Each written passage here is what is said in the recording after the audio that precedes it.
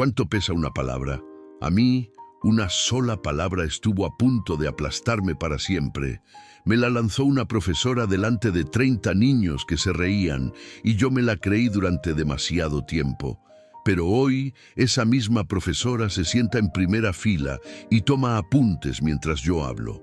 Esta es la historia de cómo la educación me rompió y cómo la reinventé, porque la profesora que me llamó burro hoy asiste a mis conferencias para aprender. El sol de la Puglia, en el sur de Italia, entraba a raudales por los ventanales de la clase de quinto de primaria. Pero dentro del aula de la Scuola Elementare Giovanni Pascoli hacía frío. Era un frío que no tenía que ver con la temperatura, sino con el miedo. Marco, un niño de 10 años con el pelo revuelto y una imaginación desbordante que se atascaba al intentar convertir las letras en palabras, estaba de pie junto a su pupitre. En sus manos sudorosas sostenía el libro de historia. Le tocaba leer en voz alta el pasaje sobre el Imperio Romano, pero las frases se enredaban en su mente.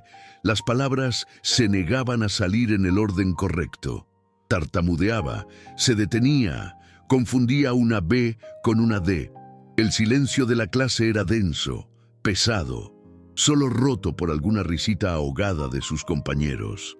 La maestra Bianchi, una mujer de unos 50 años, con un moño severo y la paciencia de un hilo a punto de romperse, lo observaba desde su mesa con los labios apretados. Para ella, la lentitud de Marco no era una dificultad, era un acto de rebeldía, una ofensa personal a su método de enseñanza.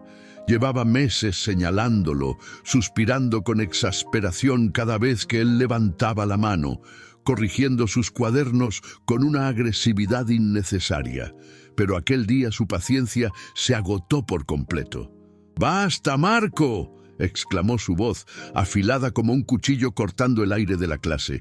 Se levantó, caminó con pasos rápidos hasta él y le arrebató el libro de las manos. Marco se encogió esperando el golpe verbal. La maestra Bianchi se giró hacia la clase con el rostro enrojecido por la ira. «Ved, questo è quello che succede quando non ci si sforza, quando si è pigri». Y entonces, mirándolo fijamente a los ojos, pronunció la palabra, la sentencia, asino, burro. Sei un asino, Marco. Forse è l'unica cosa che impari quest'anno. El insulto resonó en el cráneo de Marco como una campana de iglesia. El veneno de la palabra se extendió por sus venas, paralizándolo. A su alrededor, la presa de las risas contenidas se rompió y la carcajada de sus compañeros inundó la habitación. Fue un sonido cruel, atronador, que lo hizo sentir increíblemente pequeño y estúpido. Se sentó, con las orejas ardiendo y un nudo en la garganta que le impedía respirar. El resto del día fue una tortura borrosa. No oyó nada más de la lección, solo la palabra asino rebotando en su cabeza. La palabra se convirtió en un apodo en el patio, en un susurro en los pasillos. Aquella tarde, caminó a casa arrastrando los pies y la mochila, que de repente pesaba como si estuviera llena de piedras. Entró en la cocina, donde su nonna Lucía preparaba la masa para las orecchiette. El aroma a harina y a hogar lo recibió, pero no pudo consolarlo. Su abuela, una mujer de manos fuertes y arrugadas por décadas de trabajo en el campo, lo supo al instante. Vio la sombra en los ojos de su nieto. No le preguntó qué había pasado en la escuela. Sabía que las heridas del orgullo infantil necesitan silencio para empezar a sanar. Simplemente lo sentó a la mesa, le sirvió un plato humeante de pasta con ragú y esperó. Mientras comía en silencio, Marco finalmente se derrumbó. Las lágrimas, calientes y amargas, se mezclaron con la salsa de tomate. Le contó todo, la lectura, la risa, la palabra. Nonna Lucía lo escuchó sin interrumpir, su rostro endureciéndose no con Marco, sino con la injusticia del mundo. Cuando terminó, su abuela se secó las manos en el delantal, se sentó a su lado y le cogió la cara entre sus manos. «Ascoltami, Marco», le dijo con su voz grave y melodiosa. Una parola è solo aria, non può farti male se tu non la lasci entrare. Mírame, una palabra es solo aire, no puede hacerte daño si tú no la dejas entrar. Quella donna non sa niente, tu non sei un asino. E tu hai una testa piena di sogni, solo che a volte le parole fanno a gara per uscire. Esa mujer no sabe nada, tú no eres un burro. Tú tienes una cabeza llena de sueños, solo que a veces las palabras hacen carreras para salir. Aquella noche, Nonna Lucia no le leyó un cuento. Le trajo un libro viejo de fábulas, lo abrió en la primera página y se lo puso delante. Una página, dijo. Solo una. La leggiamo insieme, lentamente. E domani un'altra. Una página, solo una. La leemos juntos, despacio. Y mañana otra. No era una orden, era una invitación, un ritual. Fue la primera piedra de un camino que construirían juntos, lejos de la mirada cruel de la maestra Bianchi. Marco no lo sabía entonces, pero en la calidez de aquella cocina, con el amor incondicional de su abuela como escudo, acababa de empezar la batalla más importante de su vida, la guerra contra una palabra. La palabra asino se adhirió a Marco como una segunda piel. En la escuela se volvió invisible. Dejó de levantar la mano, temiendo el sonido de su propia voz. Se sentaba en la última fila, esperando que el manto del anonimato lo protegiera de la atención de la maestra Bianchi. Sus notas, que nunca habían sido brillantes, cayeron en picado.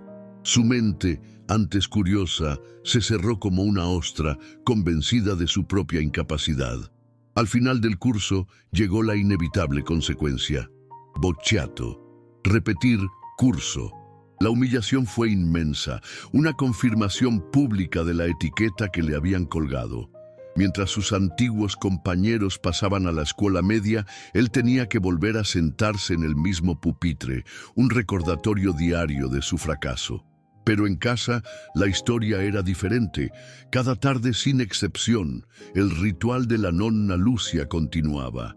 La cocina se convertía en su aula particular. No había presión, no había prisa. Leían de todo. Las noticias del periódico local, las recetas de un viejo libro de cocina, las tiras cómicas de un tebeo.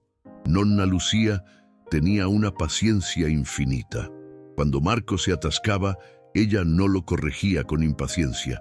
Le ayudaba a desglosar la palabra, a encontrar su ritmo, a entender su significado a través de historias y gestos. Y cada vez que terminaba una página, por muy difícil que hubiera sido, ella le decía: «Molto bene, Marco, molto bene», con un orgullo tan genuino que empezó a contrarrestar el veneno de la humillación escolar. Lentamente, casi sin darse cuenta, Marco empezó a cambiar. El miedo a las letras se fue transformando en curiosidad.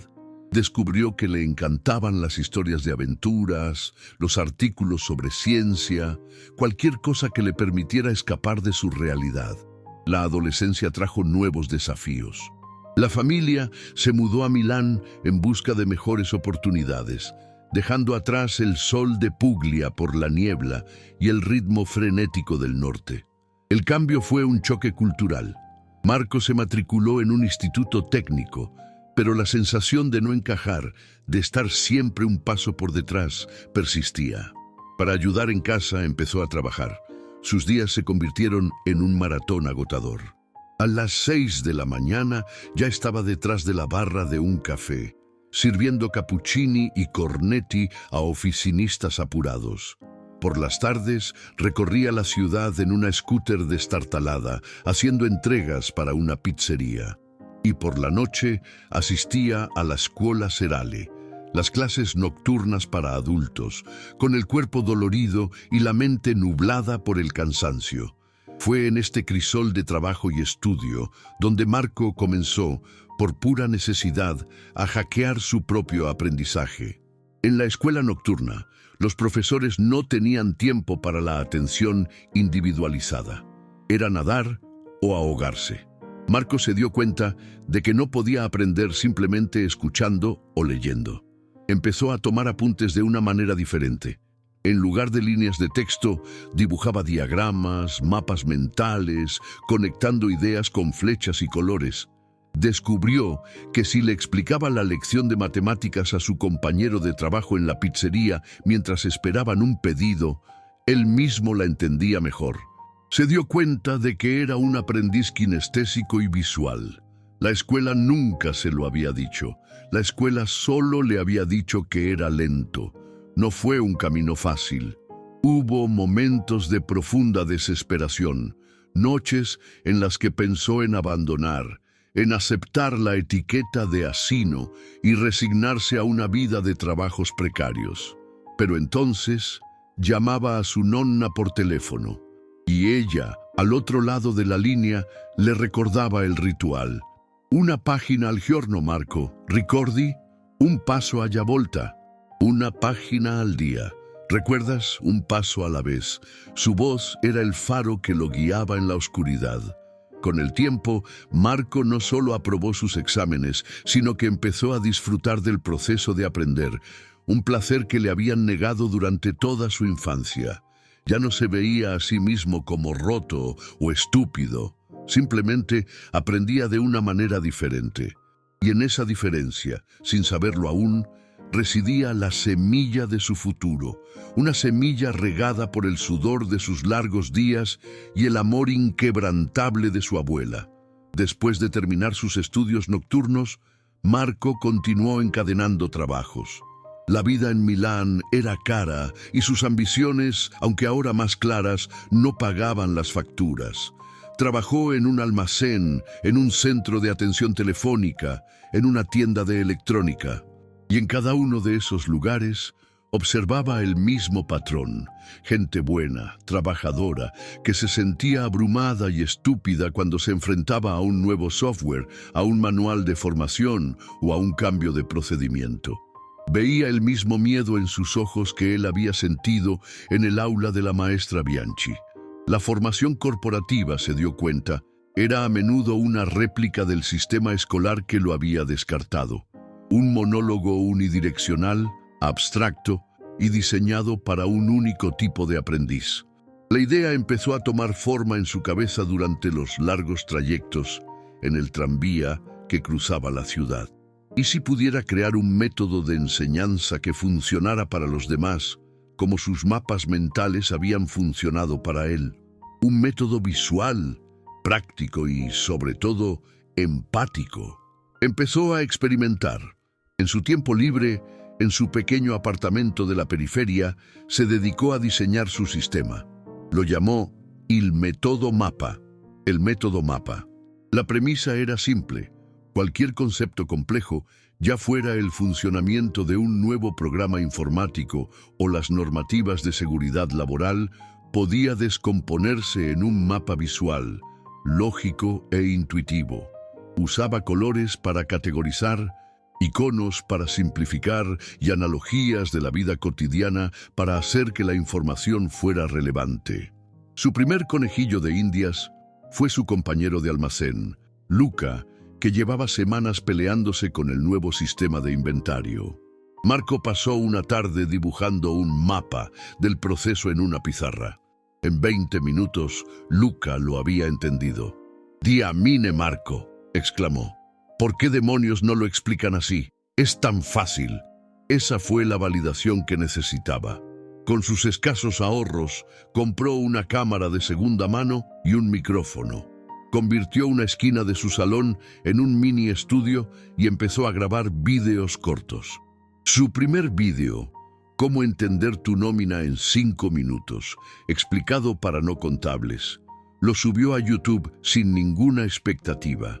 Era tosco, la iluminación era mala, pero la explicación era brillante. Se despertó a la mañana siguiente con cientos de visitas y docenas de comentarios. «Gracias, por fin lo entiendo. Llevo años en mi empresa y nunca me lo habían explicado tan claro». ¿Puedes hacer uno sobre los impuestos? El canal creció de forma exponencial.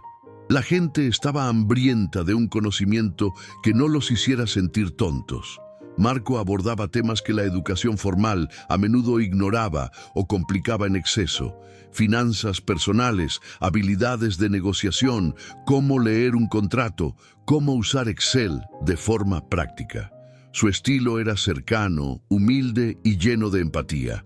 A menudo comenzaba sus vídeos diciendo: si esto te parece difícil, no es culpa tuya, es que te lo han explicado mal, vamos a arreglarlo juntos. La frase se convirtió en su lema.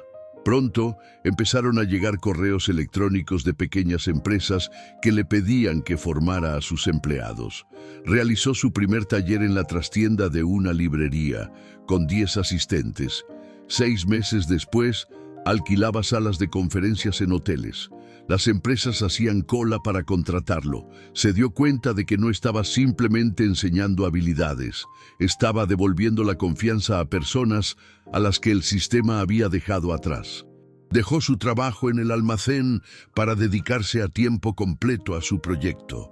Fundó una pequeña empresa, contrató a un par de personas para que le ayudaran con la producción de los vídeos y la logística de los talleres.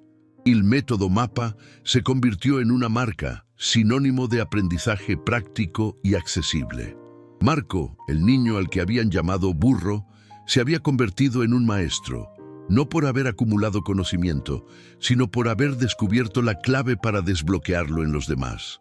Su éxito no se medía en dinero o en seguidores, sino en los mensajes que recibía a diario, mensajes de gente que, gracias a él, había conseguido un ascenso, había emprendido un negocio o simplemente había dejado de sentirse estúpida. Estaba sanando las heridas de otros porque había aprendido a sanar las suyas propias. Años después, el nombre de Marco era una referencia en el mundo de la formación y la educación innovadora en Italia.